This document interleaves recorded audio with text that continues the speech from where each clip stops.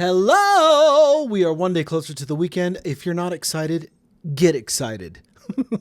I don't know what you got planned for the weekend, and neither do I, but all I know is it's been a very traumatic week in my household. My daughter went to church camp, and she went to Turquoise Lake in Colorado, which is about 2.5 hours away from where we live in central Colorado Springs, downtown area.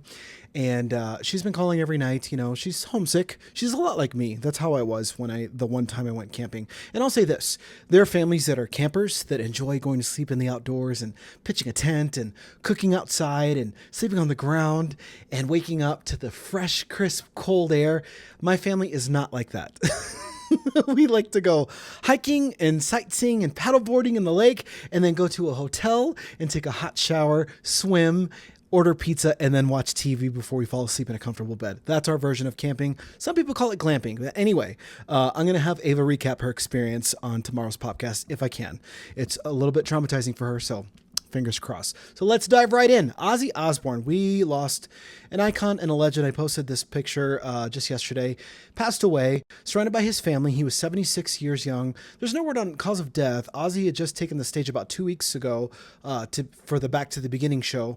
And I checked his Facebook, and he had posted the day before he died. So I don't know if it was unexpected or if there were some complications from what was going on, but may he rest in peace. And I think of that song, Mom, I'm Coming Home. And, it makes me want to cry. That song is a great song. And I hope he rests in peace. And my condolences to the Osbourne family. Oh, sorry.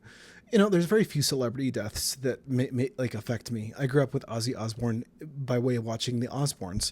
So he was like everybody's wacky dad. And I don't know. I really hope he shines bright.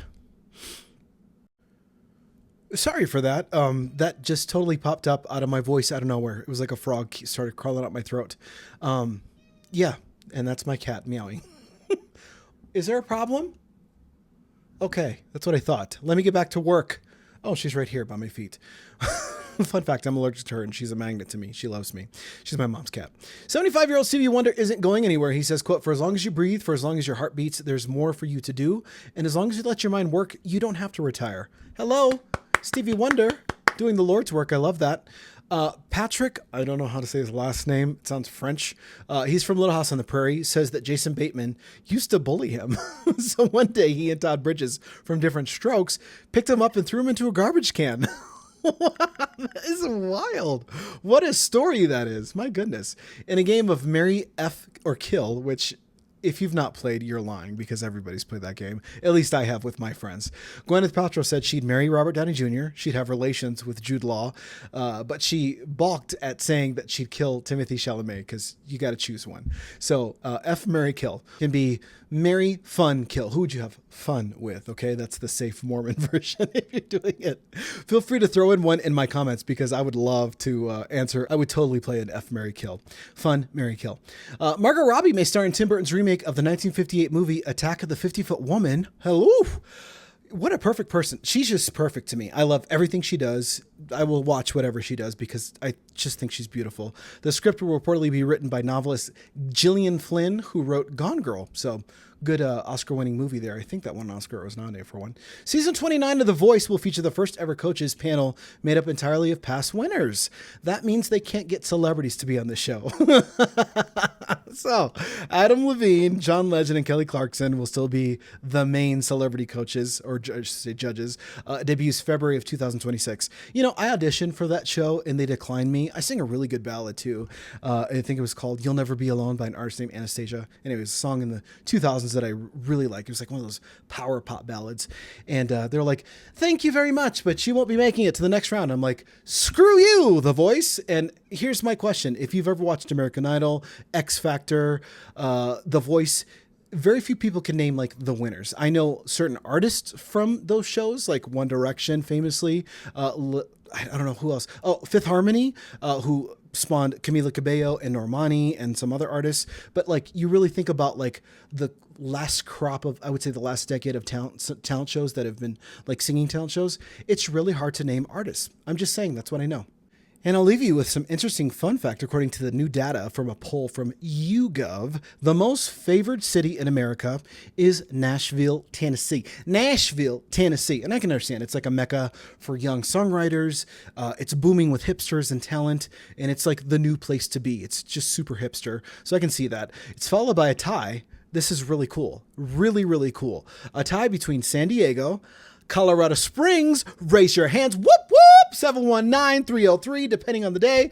That's my zip code. And Virginia Beach. All three are tied for the second place. So feel free to drop in your favorite city, I should say in America. I would have to say I love Colorado Springs. I really liked Santa Fe and Albuquerque. So that was pretty cool too.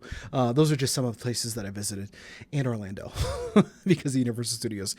And also Disneyland, wherever that is. Anyway, I hope you've enjoyed the podcast. Thank you for watching. Go to bobbyadon.com, which is my website for all things, all my social handles, all my streaming platforms. You can listen to me on Apple, Spotify, Amazon, iHeartRadio. Thank you for the support. We're one day closer to the weekend. I'm excited for you. Hope you have wonderful things planned. And I can't leave you without a brief message from my sponsors, CS Custom Blinds. For a limited time only, you can save up to $900 on a Sunsetter. A Sunsetter is a retractable awning that is motorized, and it's typically put out in an outdoor space. It is an outdoor awning, and it's basically it re-energizes an outdoor space that's been rendered unusable due to that hot Colorado sun. You know, we've got the favorite city here, according to YouGov, and along with the favorite city comes a lot of favorable sunshine that we have. And guess what? In the afternoon sun, it can make some places too hot to exist in. And a Sunsetter is a wonderful experience in which you get to reclaim that space back. You get to sit in the shade, and you get to enjoy those beautiful views that we have here in the favorite city of Colorado Springs, or adjacent if you live in other places. But CS Custom Blinds are locally owned and operated, 15 years strong in this community, and customer satisfaction is what they care about. So what are you waiting for? The in-home estimate's totally free, 719-344-2799, or visit them online at cscustomblinds.com. And don't forget, if you're a military, you get a discount. And also don't forget, they've also do interiors as well. Blinds, shutters, shades. So anything you can think of from inside of your house to the outside of your house, CS Custom Blinds will take care of you, I promise. And make sure you say Bobby sent you. CS Custom Blinds, Colorado owned for your Colorado home.